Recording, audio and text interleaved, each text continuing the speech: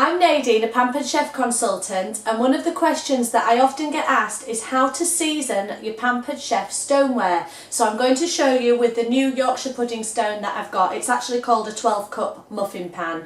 I mainly use it for Yorkshire puddings. I do use it for other things, but the majority of the time I have to say I use it for Yorkshires, because the Yorkshires that you get out of it, perfect every time. Beautiful homemade Yorkshire puddings. So this is what the stone looks like when it comes. I can't tilt it because I've actually started filling some of the cups with oil. And what we need to do is take our vegetable oil and actually fill all of these cups completely full with oil, and we're going to bake this in the oven to season it.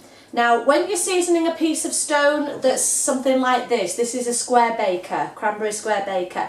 As you can see, it's quite brown inside compared to this stone, which is very light. This stone is as yet unseasoned. This stone is a well-seasoned piece of stone, and actually the worse it looks, the better it cooks. So that's the main message to take away from Pampered Chef stoneware. Don't be frightened if it looks brown, it's supposed to. This is the way it's supposed to look. And this is now a non-stick surface. Some food will not stick on it. You don't need to add extra fats and oils in your cooking, so it's good if you're slimming like me. And this is the stoneware. This is a 12 cup muffin stone that I have seasoned, and as you can see it's very brown, so compare it to the one that I'm about to do and you can tell the difference. So I'm going to put this now into the oven and I'll show you what we do with it after.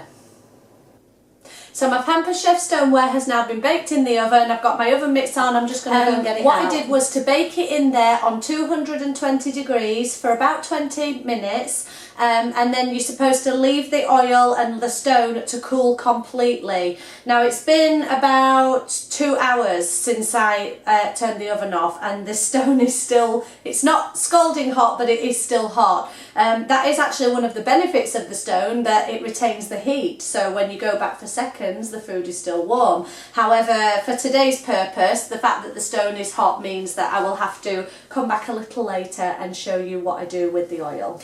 Okay, so my Pampered Chef stone is now cool, and as you can see, can you tell the glistening? Maybe it catches the light. It is glistening because it has had oil baked into it. Simply, the next time that I use this stone, I will just wipe each of the wells with a little kitchen roll and a little vegetable oil, just wipe round inside, make my Yorkshire puddings, and they shouldn't stick. That'll be the first time that I use it. If they do stick for the first couple of times that you use the stone after the initial seasoning, all you need to do is get some kitchen roll, a little bit of vegetable oil, and just wipe each of the cups inside. Once you've used the stone several times, it will then be a non-stick. You won't need to carry on doing the vegetable oil. So every time you use it after that, you'll get Yorkshire puddings perfect without the stick.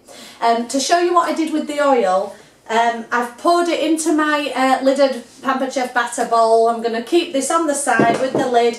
Unfortunately, there's no easy way to get around it. When you're tipping this oil out of this stone, it is going to be messy. So what I'd advise is putting your bowl into your sink, tipping it in. The majority of the oil will go in the bowl. You may get some wastage down the side because simply I don't have a funnel big enough to direct the oil into this bowl.